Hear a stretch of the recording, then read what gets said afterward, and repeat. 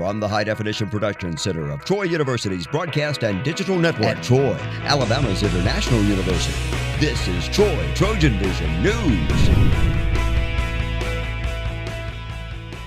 Hello and welcome to Troy TrojanVision News for April 19th, 2018. I'm Lauren Harkson. And I'm Anna Kate Patterson. Thank you for joining us this evening.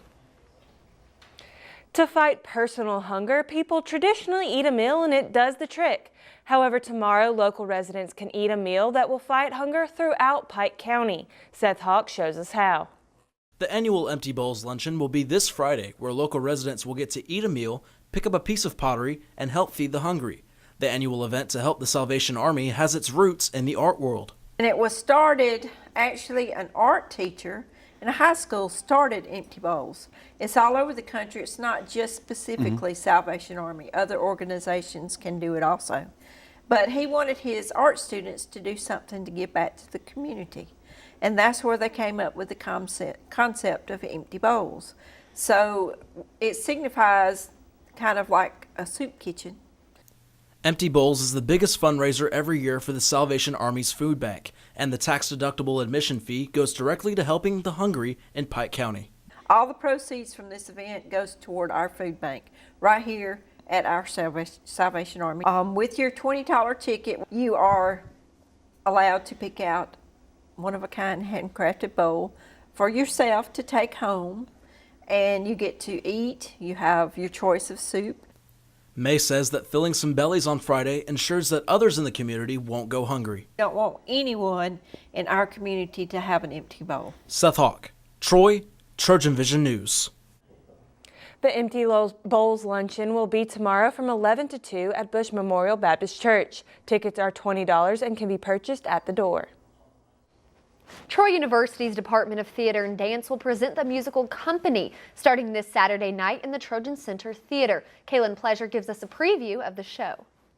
Troy University Department of Theater and Dance presents Company. Everybody wants Bobby, and Bobby doesn't know what he wants. This play is about a guy named Bobby. He's about 35. He lives in New York.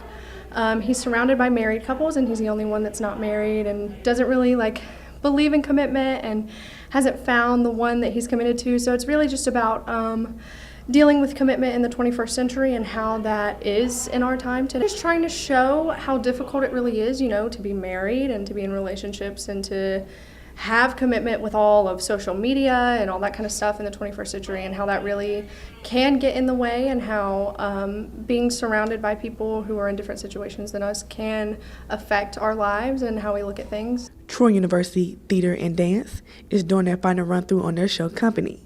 Company will be presented to students, faculty, and staff, and also to the Troy community, Saturday through Tuesday, here at the TC Theater. The whole play takes place within Bobby's head. So he is really trying to get something from everybody. He seems like a very quiet and reserved person, but there's this hidden conflict inside Bobby's head, and we're all fortunate enough to see it because of all the music and all the show and everything that's going on. This play will be for a mature audience. Tickets are $10 and $5 with Troy Student ID. Kaylin Pleasure, Troy TrojanVision News. Once again, Company opens this Saturday and runs through Tuesday in the Trojan Center Theater. Tickets are available for all shows in the Trojan Center box office. Troy University's International Arts Center has featured a variety of different exhibits from artists since it opened last year. However, as Shira Sherfield shows us, there is one artist whose work you can always depend on seeing in the center. The International Arts Center may be considered one of Troy University's hidden treasures, featuring pieces from artists such as Art Bacon, Madison Fell, Frank Marquette, and more. The center includes a number of galleries filled with art, but one of the most colorful is the Fred Nall Hollis Gallery. Behind me is a beautiful work by Nall Hollis. He uses a lot of flowers in his work, and these flowers are actually elements he brings from Troy, where he's from, into his work, especially when he was living abroad. He wanted to show the beauty of Alabama. He uses fragments of frames, and that has emerged from his beginning days when he used to do the framing himself with fragments he got for free at the framing store. Not only does Hollis use fragmented bits and pieces for inspiration, but looks to fellow artists such as surrealist Salvador Dali for influence in his bigger picture. Behind me is Noel's work, Adam and Eve in Yelapa. And he started this painting when he lived in Yelapa on the shores that you see in the work. And this is a pretty good representation of how Noel was influenced by Salvador Dali. And you see the Adam and Eve topic, this subject is in much of his work. And you can make out the two figures. Although the International Art Center has been present on Troy's campus since 2016, curator Carrie Jackson has plans for an art show exhibiting Alabama art in hopes to attract more visitors. We will be putting up a new show called Alabama Art Inside Out, which will feature 2 to 4 pieces by each artist that is in the series to accompany their portraits. The Alabama Art Inside Out show will open May 9th and close November 9th, showcasing work from 14 Alabama natives. The center is open 7 days a week, located on Luther Drive. Shira Sherfield, Troy, TrojanVision News. Also coming up at the International Art Center is an exhibit featuring the collaborative work of Troy University professors Diane Orlovsky and Jerry Johnson. That exhibit will open on April 30th. Now, the latest in Trojan sports on Troy TrojanVision News. Good evening and welcome to your TrojanVision Sports. I'm Antonio Reese.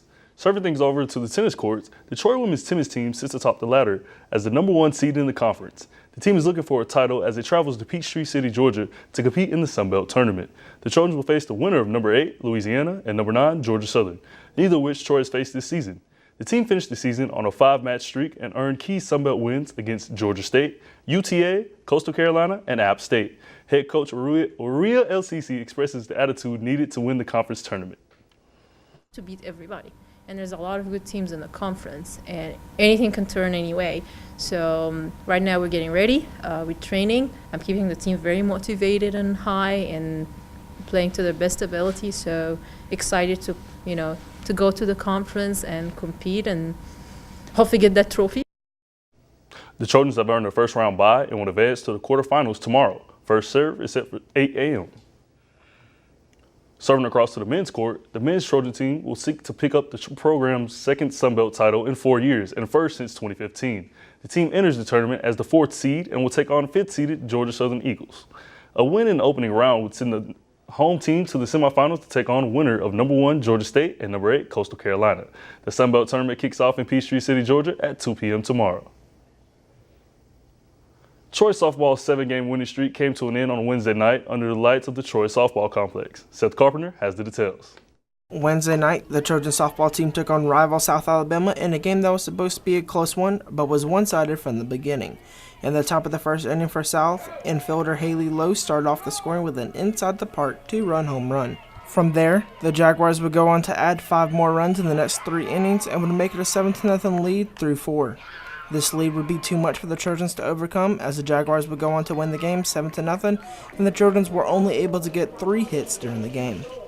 The Trojans lacked hitting and pitching early in the game, and head coach Beth Mullen said that if they want to be a top 3 team in the conference, they need to do better in those areas. We just came out flat. I don't think we pitched well. I don't think we played good defense, and we definitely didn't do well offensively, especially the first 4 innings. And, if you want to compete at the top of our conference, which is a great conference, you got to show up, and you can't expect people to lay over for you. And South's a great team. South, and they took it to us, and you got to give them credit. They came out ready to play, and we did not. And even with the struggles that the Trojans had during the game, one of the bright spots was the work of relief pitcher Kinsley Blasingame. Yeah, I was really proud of her. Like I said, she's been working her butt off. She just really hasn't had the opportunity. Those other 2 have kind of done all the innings and done a really good job. But Annie struggled today, and Kinsley, she got her opportunity and came in and took the best of it. So I was really proud of her. I mean, she did a great job and, kept us in the ball game. And we just got to do a better job of acting like, we belong and playing better softball at the beginning of a game. Seth Carpenter, Troy, TrojanVision Sports. Up next, the Trojans travel to Texas State for a 3-game series this weekend. Pitching things off at the ballpark, the Trojans baseball team ripped 2 triples to tie the school's single-season record at 19 and pulled away with a 10-2 victory over Alabama State at a Willard Watkins baseball complex Wednesday night. The Trojans saw a big performance out of outfielder Rigsby Mosley, who helped spark the 10-run performance. The redshirt freshman finished 3 for 4 and was just a triple shy of the cycle, driving in 3 runs on a homer, double, and single. With this win, the Trojans have now won 8 straight midweek matchups since earlier this season.